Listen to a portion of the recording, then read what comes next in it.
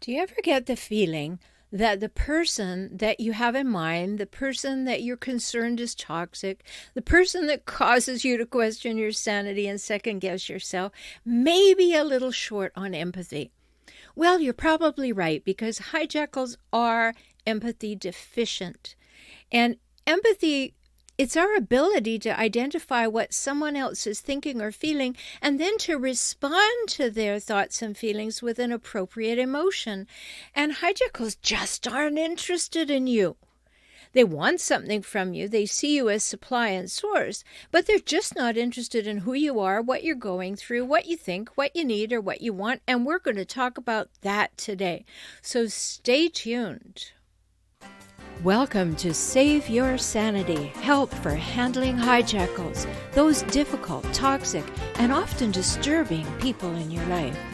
I'm Dr. Rhoberta Shaler, the Relationship Help Doctor, and I'm here for you. You'll get the insight, skills, strategies, and support to stop tolerating verbal and emotional abuse, whether it's happening now or it happened to you in the past, maybe by a parent, partner, ex, relative, or even a coworker. Time to take life back, to recover and to rediscover you, your values, dreams, desires, and realize them in healthy ways in healthy relationships. I'm so glad you're here. Hello again and welcome. If you're joining me for the first time, I'm delighted that you're here. If you're a frequent listener, I'm equally delighted. And in any case, today we're going to be talking about empathy. It's such an important component of a world that works and where people feel safe. And so I wanted to do an in-depth look at it today, because one of the things that I say often is that everybody needs to see the cycles. And that's why I wrote my online program, to help people see the patterns of hijackals, those relentlessly difficult, toxic people who cause us to question our sanity and second guess everything.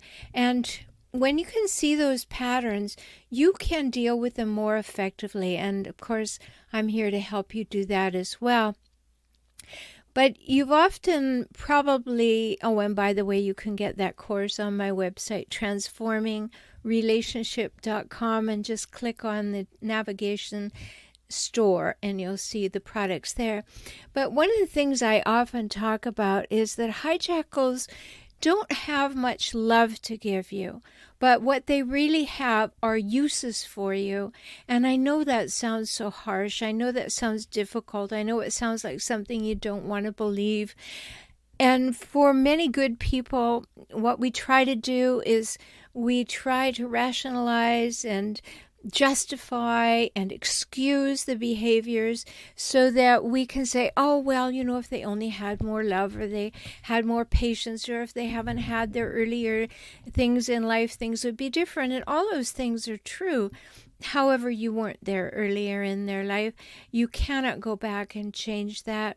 And as you know, most hijackals don't have much interest in understanding that they could do things better because of the damage that they've experienced, that they honestly have to believe that there is nothing that they are doing wrong and that everybody else is the problem. But when we think of it, they do have uses for people. They use people for their own gain. They use people for validation. They use people for money.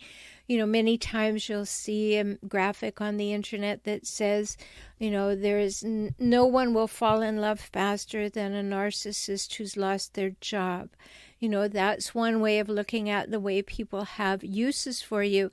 But the big question comes up, how can humans treat other humans as objects?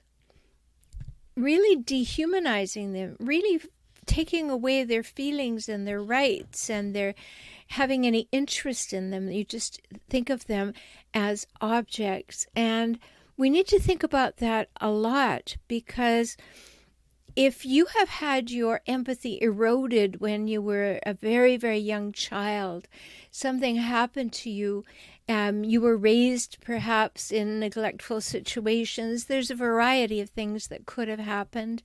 And for a very small percentage of hijackals, they were actually born with different wiring, but wiring can be changed, and the wiring that people are born with is unlikely to change, but the wiring that we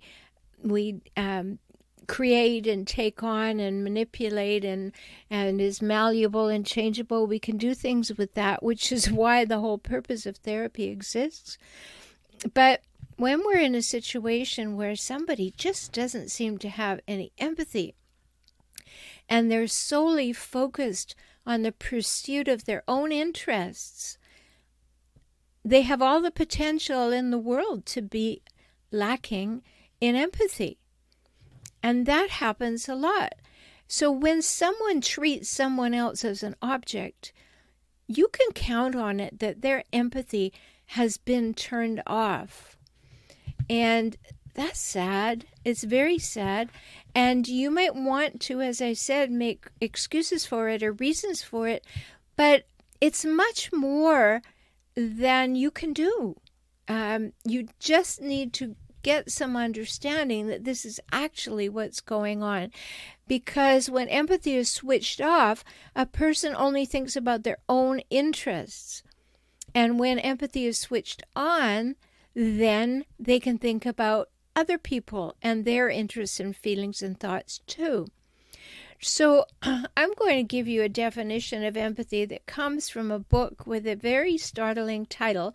And the title is The Science of Evil, on Empathy and the Origins of Cruelty. And the author, he is Simon Baron-Cohen, and he gave this definition. Empathy is our ability to identify what someone else is thinking or feeling and to respond to their thoughts and feelings with an appropriate emotion. So there's two parts to that.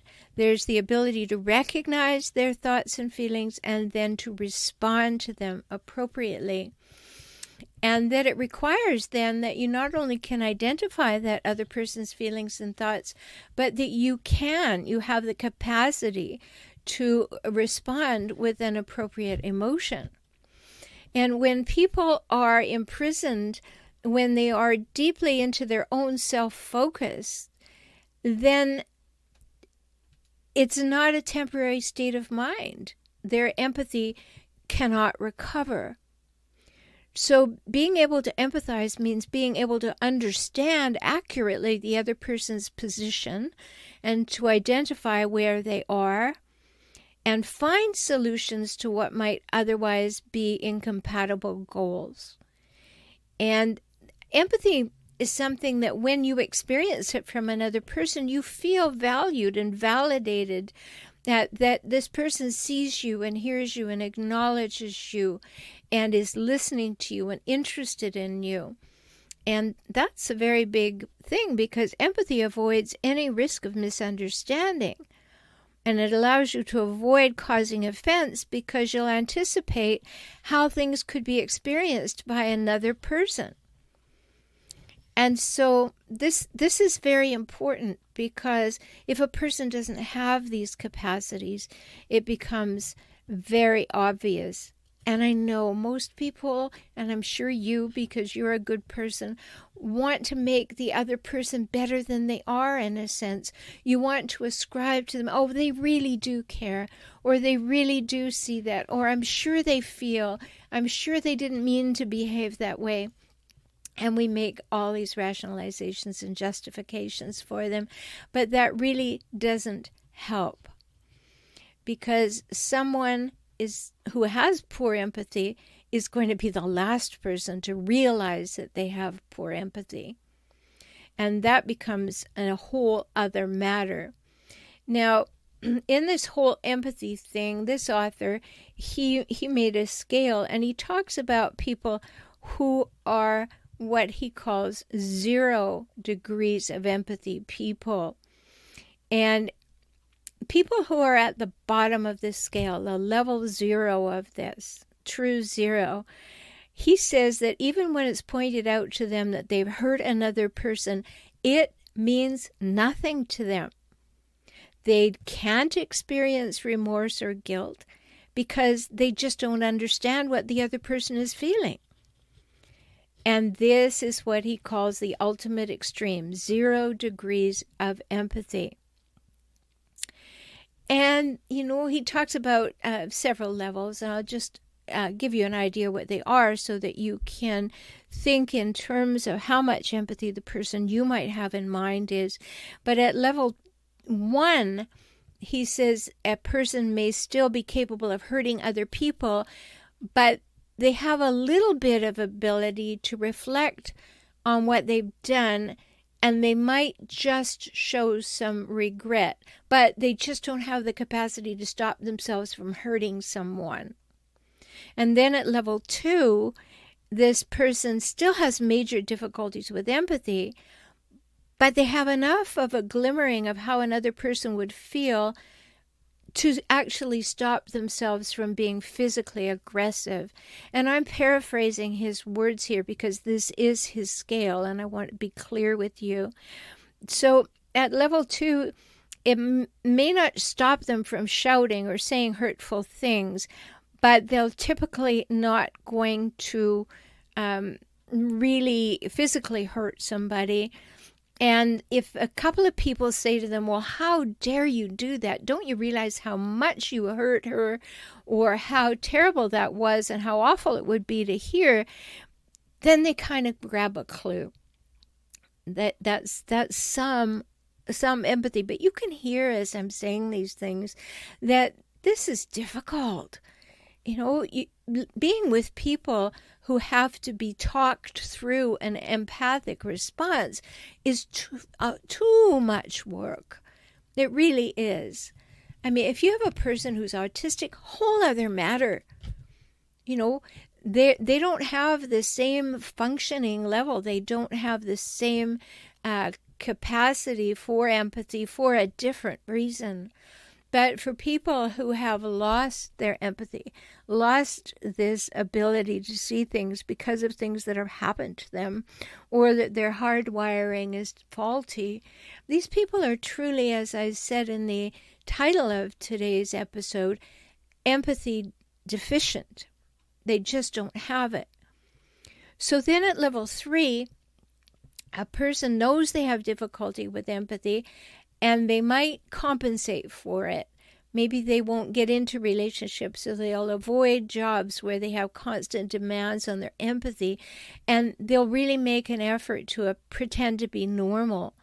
And, they may realize that they just don't get jokes, or that they don't read facial expressions well, and they're not quite sure what's expected of them.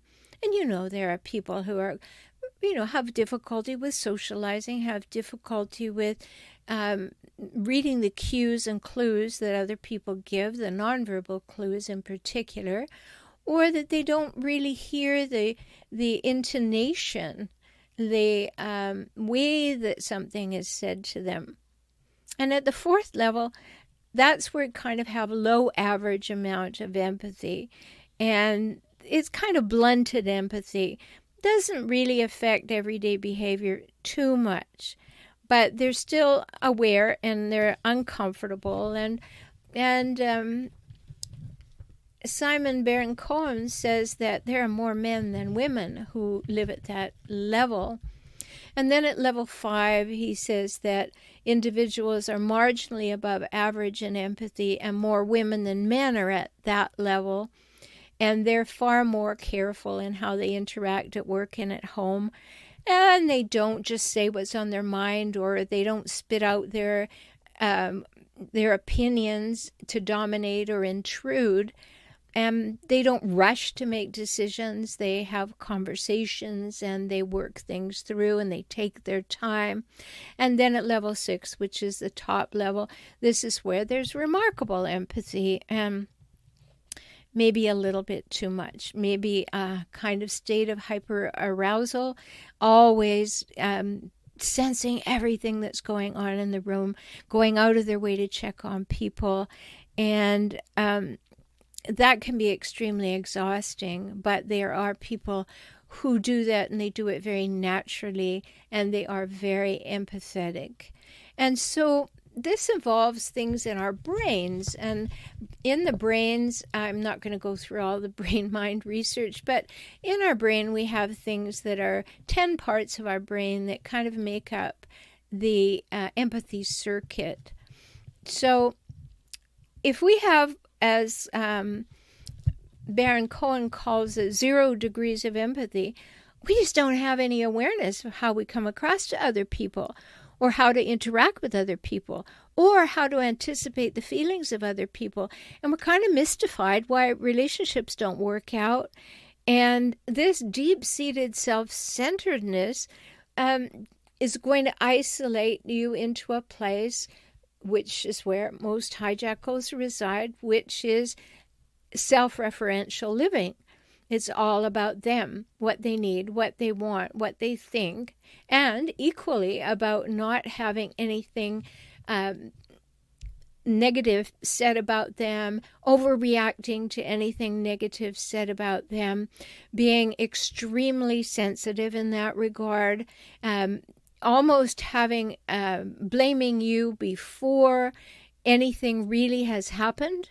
They're a little bit sort of ahead of the party there. And it's a very, very difficult time. And when this is really severe, and it's when we get into things like psychopathic behavior, it can lead to acts of cruelty and leave a person with complete insensitivity to other people and somewhat socially isolated. And when you're with somebody like that, and many hijackals can be like this, they may not be like this all the time, but they can be like this, it means that you are always on risk of being on the receiving end of verbal insults or physical attacks, or experiencing a lack of care or consideration. In fact, you are always in danger of being hurt in one way or the other. Hopefully not physically, but you know that it extends to that. It extends to sexual behavior because people don't have empathy. And so this whole study of empathy becomes extremely important. Sometimes we think of empathy as being able to see someone else's point of view. And it just means that I can understand your perspective. So my brain says, I get it. But they don't really feel it. And emotional empathy is when you really feel the other person's emotions. You know, there's a saying these days about, well, I caught feelings. Well, emotional empathy is like that. But what we're looking for really is kind of compassionate empathy. It's what we understand usually when we say the word empathy. It's feeling someone else's pain and taking action to help. And this is usually the most appropriate. We may not be able to help them, but we jump in with them. We talk with them. We're there for them. We're supportive, and we can be helpful. Now, when you're with a hijackal, this is not going to be happening because they don't have that ability. They don't have the willingness either on the whole. But for people who fall into the narcissism or antisocial categories, antisocial being sociopathic or psychopathic, empathy is at a low ebb. It truly is. They don't care about other people very much. Back to the idea that they don't care about them, but they have uses for them. And there's a big difference there. And I hope you really understand that I know it's hard to wrap your head around, but there are people who just want to use you. And they may have good words to put around it. They may tell you that they love you. They may say all kinds of things that you want to believe because you're hooked on hope that that person really is a good person. And you've been making excuses and dancing for two for a long time. But sometimes, and maybe today's the day, you have to have some perspective. You have to actually realize that that person is only interested in you when you have something that they want in the moment, and then the rest of the time they're not interested in you. Now, I talked about the program, Seeing the Cycles, and I really, really encourage you to take that online program. It's 13 videos, articles, and then for each video there's a worksheet. And that worksheet is not simple. It's to lead you deeply into understanding how hijackals behave, what their patterns, traits, and cycles are, why you may have not seen it, why it may be something that you overlooked, and why you need to understand completely what's going on and then make better choices for yourself.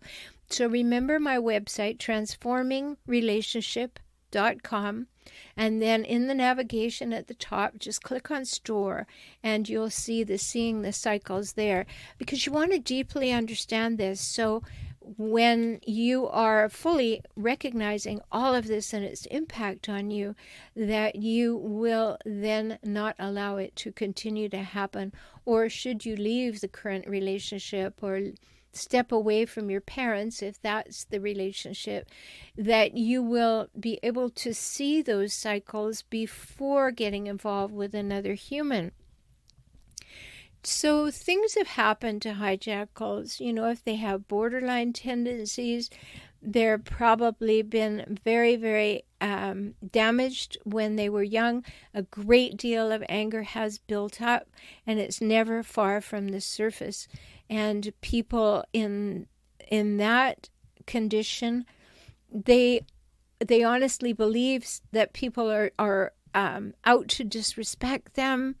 Even if someone disagrees with them, they see it as disrespecting them, and they think that they're being confrontational when they're not. They think they're behaving badly towards them when they're not. And the hatred and the anger and all of the resentment in them bubbles up. And when that happens, a person who tends to have borderline traits, they just have no chance of stopping it from coming out of their mouths. And then, you know, they'll apologize and yet they'll do it again for the very same reason, because they do not have that ability to change. And then narcissists behave differently with it. Many times the person who is narcissistic has had situations where they have had to protect themselves at the feeling level, very deeply at the feeling level, and so as small children. And so they've learned ways to survive that are quite negative. You know, they have often, if they're overt narcissists, they have a sense of entitlement and arrogance and me-firstness. And if they're covert narcissists, they're continuously playing the victim. But they fail to recognize the importance of relationships going two ways. That's the really big thing that we see as a feature of the lack of empathy when we're dealing with people with narcissistic tendencies. And then, of course, as I mentioned, there are people with psychopathic tendencies, and sadly, they are the ones with the hard wiring, and they are the ones most difficult to change if they would be interested in changing, because they actually do enjoy seeing other people suffer. So their ability to have any empathy is totally reduced. So here we have a situation where if there isn't empathy, what is there? Well, someone's going to have uses for you. Is that enough? Is that enough to stay in a relationship? When I say dancing for two, do you recognize that? Do you make someone better than they are? Do you make excuses for their behavior? Do you go back and remember when the love bombing and it all started, or how they can be the most wonderful creature on the planet when they really, really want something, or they're really, really afraid you're going to leave them? And then the rest of the time they treat you as though either you're not there or you're lower than dirt and you don't have any particular value to them at the moment. So many pieces that have to do with this empathy thing. But the existence of people who are at that zero negative is really a fact of life. And it's something that you can't change. You can't teach someone else to have empathy in that particular makeup of that person, because first of all, they're not going to hear you. They are not going to, for one moment, believe that there's anything wrong with them. You know that. You've already had that experience, I'm sure, if you're with one or you were raised by one. So these are important things to understand. There's empathy deficient characteristics, and I'm not going to go into all the brain science, as I said, but there's a significant amount of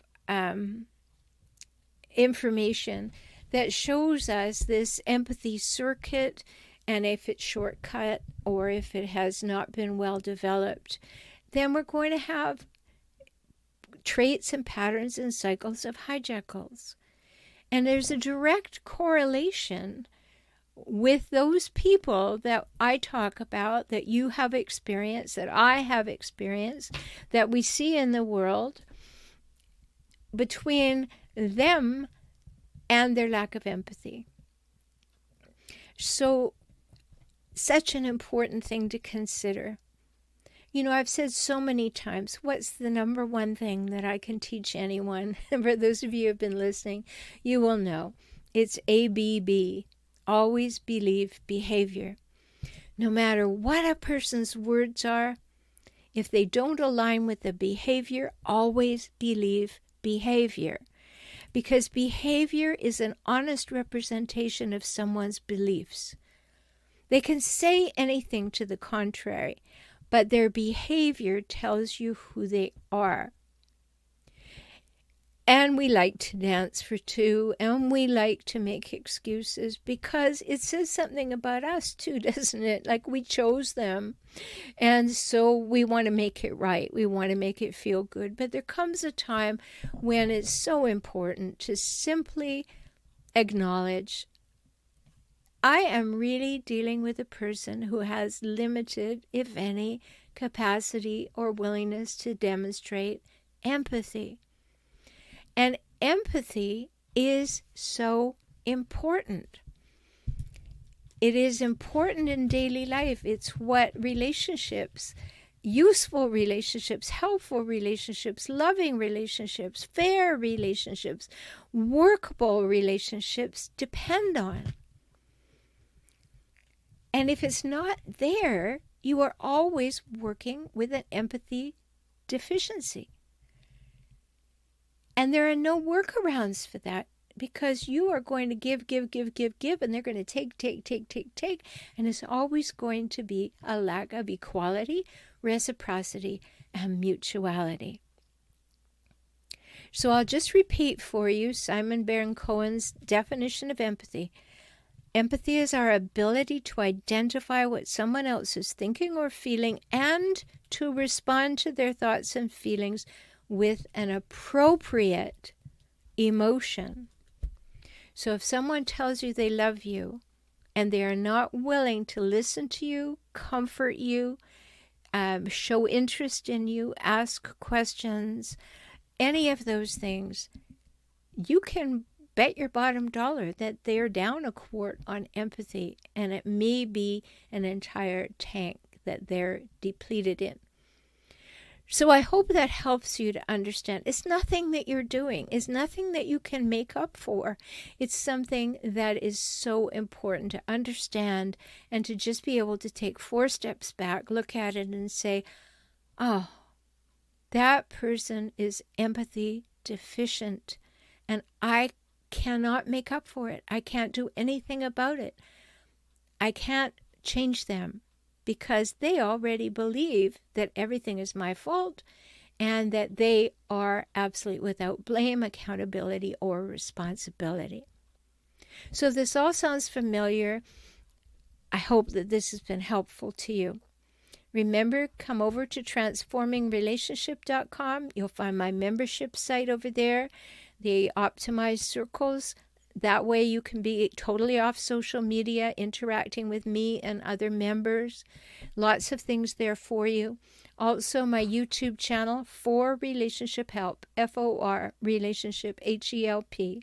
Every Monday evening at 6 p.m. Pacific time, there's a live stream for a whole hour where you can join in, ask your questions, and I will answer. So just go to youtube.com/For Relationship Help. I'm glad that you were with me. I'm glad that we've had an opportunity to talk a little more depth about empathy, and I hope it's been useful to you.